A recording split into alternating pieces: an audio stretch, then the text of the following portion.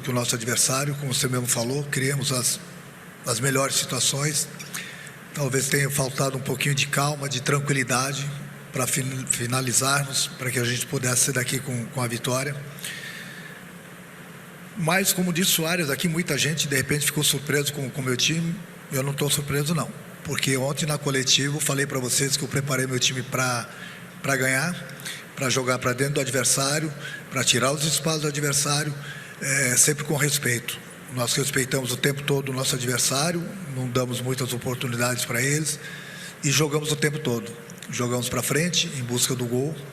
Infelizmente esse gol não saiu. Mas estou bastante feliz, bastante orgulhoso com o que a minha equipe hoje produziu diante de um adversário muito poderoso. E além desse desempenho da equipe do Fluminense, você acabou, né, de agradecer também a torcida do clube. Muitos saíram também com esse sentimento, né, de que dava para vencer, mas Pô, o Fluminense amassou completamente, mano. O Fluminense jogou mais, cara. Geral falando aí, futebol brasileiro é horrível, aí batendo de frente. orgulhosos pelo que fez o Fluminense. Pensando que hoje, na teoria, foi o adversário mais difícil, o que planejar para os 2 próximos jogos para que o Fluminense mantenha esse nível de atuação, mas consiga converter as oportunidades em gol? Continuar treinando. Uma exibição desse tamanho diante de um adversário tão poderoso dá uma confiança ainda maior para o grupo. Essa confiança, falei para vocês que eu passo diariamente para eles. Falei hoje, antes mesmo de eles entrarem em campo, para eles se divertirem, para eles jogarem futebol, para eles respeitarem o adversário, mas sempre focados no trabalho. Então o que a gente precisa melhorar é talvez um pouquinho mais de tranquilidade na hora das finalizações, coisa que nós não tivemos com as situações claras hoje. Já nós temos o próximo jogo, eu acho que não tem muito que mudar, não tem muito que treinar, repetirmos o que a gente fez hoje. E como eu falei, um pouco mais de tranquilidade nas conclusões para que a gente possa conseguir a vitória e darmos um passo importante, né, para a classificação. Mas a gente sabe também que o jogo não vai ser fácil, vai ser difícil, mas o importante é que o meu time está bem. O importante é essa confiança que o meu grupo passa para mim e eu passo para eles.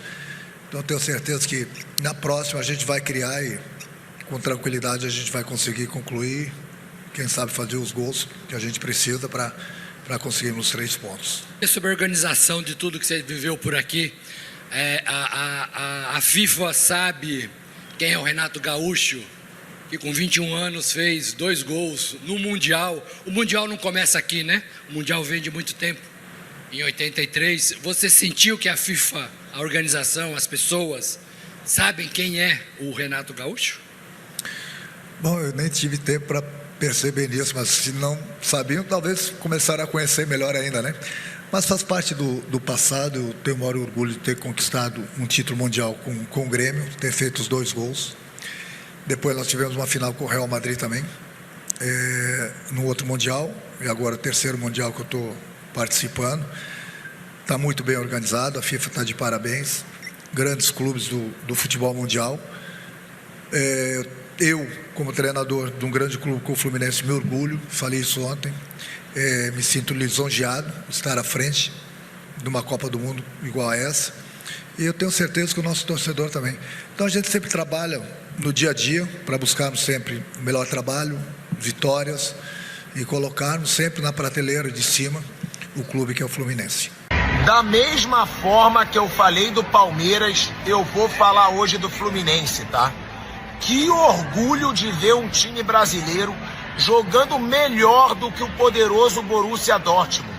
Porque essa é a verdade, o Fluminense foi melhor que o Borussia o jogo inteiro. O Fluminense mereceu vencer a partida e os times brasileiros estão mostrando que hoje só ficam muito para trás dos todos poderosos da Europa. Borussia Dortmund jogou pior que o Fluminense. Porto jogou pior que o Palmeiras. Então a gente tem que falar isso, porque a gente tem sim que ter orgulho do nível que chegou o futebol brasileiro. Parabéns ao Fluminense, parabéns ao Palmeiras. Que partida do Fluminense hoje, deu gosto de ver. Mereceu vencer e infelizmente não conquistou o resultado. Mas vale a gente deixar claro, Fluminense tem tudo para ser o líder do seu grupo, assim tendo mais chances de chegar nas quartas de final.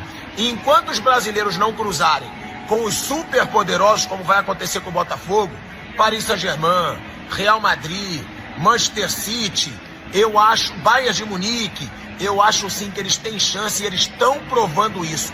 Parabéns para o Fluminense, não se apequenou, pelo contrário, se agigantou diante do poderoso Borussia Dortmund. Cara, tá dando gosto de ver os brasileiros nesse Super Mundial.